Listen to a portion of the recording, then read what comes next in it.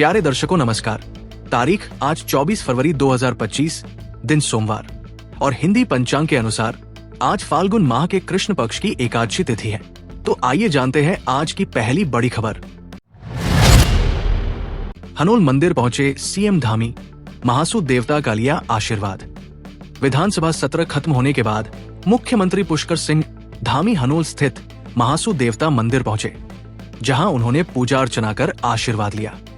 CM Dhami ने कहा कि राज्य सरकार महासू देवता मंदिर को उत्तराखंड के 5वें धाम के रूप में विकसित करने जा रही है, जिसके लिए 120 करोड़ की लागत से मास्टर प्लान तैयार किया गया है। उन्होंने मुख्य सेवक संवाद आपके द्वार कार्यक्रम के तहत जौनसार बावर क्षेत्र के विकास की योजनाओं पर भी चर्चा की। सीएम धामी ने कहा कि उत्तराखंड में भू कानून, लव जिहाद और नकल विरोधी कानून जैसे कठोर नियम लागू कर राज्य को सुरक्षित बनाया गया है। मां गंगा की शरण में पहुंचे प्रेमचंद अग्रवाल, विवादित बयान पर मांगी माफी। बजट सत्र के दौरान विवादित बयान पर बवाल बढ़ता देख वित्त मंत्री प्रेमचंद अग्रवाल ने ऋषिकेश स्थित साई घाट पर मां गंगा की शरण ली। उन्होंने गंगा से न्याय की गुहार लगाते हुए कहा कि विपक्ष उनके बयान को गलत तरीके से प्रचारित कर समाज को बांटने का काम कर रहा है। अग्रवाल ने कहा कि वे पहले ही खेद प्रकट कर चुके हैं, फिर भी विपक्ष बेवजह राजनीति कर रहा है। उन्होंने विपक्ष से राज्य के विकास के लिए साथ आने की अपील की। भावुक होकर उन्होंने कहा कि वे मां गंगा के बेटे हैं।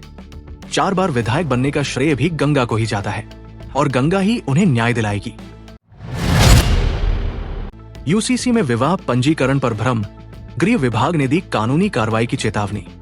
समान नागरिक संहिता यूसीसी को लेकर फैलाई जा रही अफवाहों पर गृह विभाग ने स्थिति स्पष्ट की है।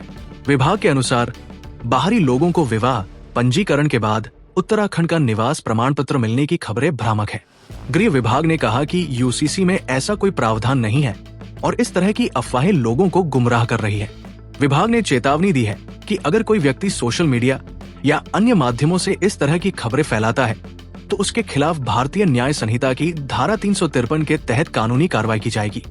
गृह विभाग ने जनता से अपील की है कि वे केवल आधिकारिक स्रोतों से जानकारी लें और भ्रामक खबरों को न फैलाएं। शिक्षा विभाग में 6000 से अधिक पदों पर भर्ती, आउटसोर्सिंग के जरिए होगी नियुक्ति। उत्तराखंड सरकार शिक्षा क्षेत्र में बड़े पैमाने पर भर्ती करने जा रही है।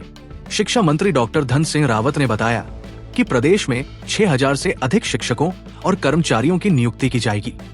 सरकार चतुर्थ श्रेणी के 2500 पदों पर भर्ती को आउटसोर्सिंग के माध्यम से पूरा करेगी, जिसमें स्थानीय अभ्यर्थियों को प्राथमिकता दी जाएगी। बीआरपी और एबीआरसी के रिक्त पदों के लिए चयन प्रक्रिया जल्द शुरू होगी।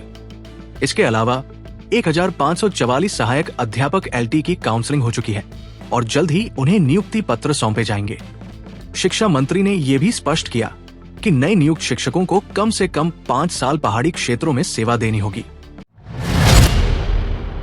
लोकायुक्त चयन समिति के गठन का निर्णय, मुख्यमंत्री धामी की अध्यक्षता में हुई बैठक।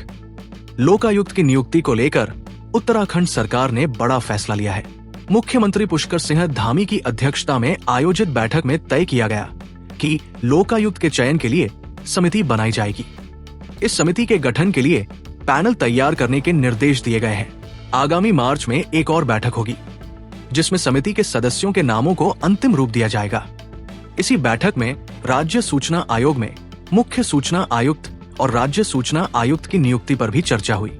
बता दें कि वर्तमान सूचना आयुक्त विपिन चंद घिल्डियाल का कार्यकाल 3 मार्च को समाप्त हो रहा है, जिसके चलते जल्द ही नए सूचना आयुक्त की नियुक्ति की जाएगी। प्रेमचंद अग्रवाल विवादित बयान, महेंद्र भट्ट ने कही कानूनी एक्शन की बात। विधानसभा में वित्त मंत्री प्रेमचंद अग्रवाल के पहाड़ी मूल को लेकर दिए बयान पर विवाद जारी है। भाजपा प्रदेश अध्यक्ष महेंद्र भट्ट ने कहा कि सोशल मीडिया के माध्यम से माहौल बिगाड़ने की कोशिश की जा रही है, जिस पर लगाम लगाना जरूरी है। उन्होंने अपील की कि देवभूमि की शांति भंग करने वालों पर कड़ी नजर रखी जाए और जातिवाद फैलाने वालों के खिलाफ कानूनी कार्रवाई हो। इस पर कांग्रेस नेता गणेश गोदियाल ने भाजपा को चुनौती दी कि अगर सरकार विरोध करने वालों पर कोई कार्रवाई करती है तो वे उनकी रक्षा के लिए हर संभव कदम उठाएंगे, चाहे इसके लिए उन्हें अपना सब कुछ क्यों न बेचना पड़े। नई दिल्ली मैराथन में उत्तराखंड के धावकों का जलवा, मान सिंह और भागीरथी बिष्ट बने चैंपियन। नई दिल्ली मैराथन 2025 में उत्तराखंड के धावकों ने शानदार प्रदर्शन किया। पुरुष वर्ग में पिथौरागढ़ के मान सिंह ने 2 घंटे 15 मिनट 24 सेकंड में दौड़ पूरी कर पहला स्थान हासिल किया, जबकि चमोली की भागीरथी बिष्ट ने महिला वर्ग में 2 घंटे 48 मिनट 59 सेकंड में दौड़ पूरी कर खिताब जीता। भागीरथी की इस उपलब्धि पर उन्हें 2 लाख रुपए का पुरस्कार मिला। उनका सपना ओलंपिक में भारत के लिए गोल्ड मेडल जीतना है, जिसके लिए वो लगातार मेहनत कर रही है। भागीरथी का संघर्ष प्रेरणादायक रहा है, क्योंकि उन्होंने संसाधनों की कमी के बावजूद खुद को इस स्तर तक पहुंचाया। उनकी इस सफलता से उत्तराखंड में खुशी की लहर है। भाजपा करती है केवल धर्म की राजनीति, डेमोग्राफी बदलाव में भी बड़ा हाथ। गणेश गोदियाल।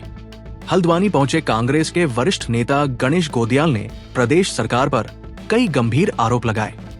उन्होंने कहा कि भाजपा केवल धर्म की राजनीति कर रही है और उत्तराखंड में जनसांख्यिकीय बदलाव के लिए भी वही जिम्मेदार है। गोदियाल ने विधानसभा सत्र में लाए गए भू कानून पर सवाल उठाते हुए कहा कि हरिद्वार और उधम सिंह नगर को इससे बाहर क्यों रखा गया। उन्होंने वित्त मंत्री प्रेमचंद अग्रवाल के विवादित बयान की कड़ी निंदा करते हुए मुख्यमंत्री और विधानसभा अध्यक्ष से इस्तीफे की मांग की। साथ ही उन्होंने चेतावनी दी कि 2027 में कांग्रेस सरकार बनने पर समान नागरिक संहिता यूसीसी में बदलाव किया जाएगा। समग्र शिक्षा अभियान के तहत मोरी में सपनों की उड़ान कार्यक्रम का भव्य आयोजन। उत्तरकाशी जिले के मोरी ब्लॉक में समग्र शिक्षा अभियान के अंतर्गत सपनों की उड़ान कार्यक्रम का भव्य आयोजन किया गया। कार्यक्रम में विभिन्न संकुलों के छात्र छात्राओं ने उत्साहपूर्वक भाग लिया और अपनी प्रतिभा का शानदार प्रदर्शन किया।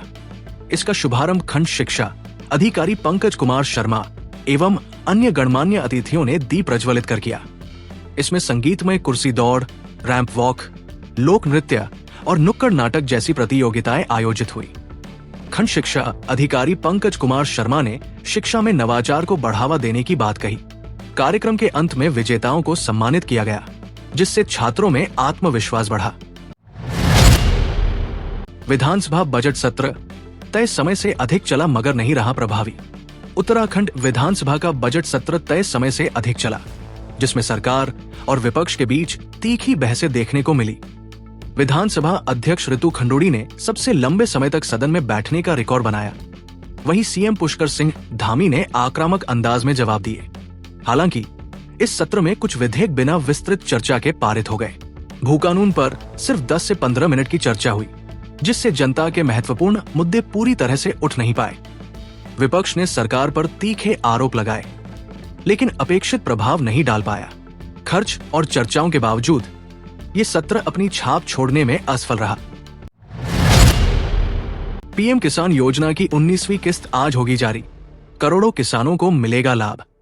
प्रधानमंत्री नरेंद्र मोदी ने आज बिहार के भागलपुर में पीएम किसान सम्मान निधि योजना की 19वीं किस्त आज जारी करेंगे। इसके तहत करोड़ों किसानों के खातों में 2-2 हजार रुपए ट्रांसफर किए जाएंगे। किसान अपने बैंक अकाउंट में जाकर मिनी स्टेटमेंट से इसकी पुष्टि कर सकते हैं। सरकार का उद्देश्य किसानों को आर्थिक मजबूती देना है। यदि किसी किसान को किस्त नहीं मिलती है, तो वो पीएम किसान की आधिकारिक वेबसाइट पर जाकर अपनी स्थिति जान सकता है। योजना के तहत अब तक लाखों किसानों को आर्थिक सहायता दी जा चुकी है, जिससे उनकी आजीविका में सुधार आया है। असम राइफल्स भर्ती रैली, 215 पदों के लिए आवेदन प्रक्रिया शुरू। असम राइफल्स ने ग्रुप बी और सी के 215 पदों पर भर्ती के लिए अधिसूचना जारी कर दी है। इच्छुक उम्मीदवार 22 मार्च तक ऑनलाइन आवेदन कर सकते हैं। ये भर्ती रैली अप्रैल 2025 के तीसरे या चौथे सप्ताह में शुरू होगी। आवेदन शुल्क ग्रुप बी के लिए 200 रुपए और ग्रुप सी के लिए 100 रुपए निर्धारित किया गया है।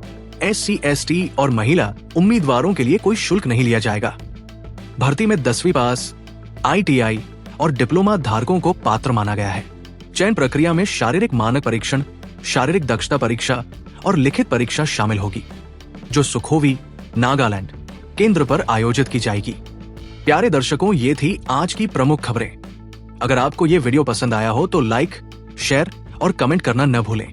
ओहो न्यूज उत्तराखंड को सब्सक्राइब करें और बेल आइकन दबाएं, ताकि आपको उत्तराखंड की हर छोटी बड़ी खबर सबसे पहले मिले। धन्यवाद।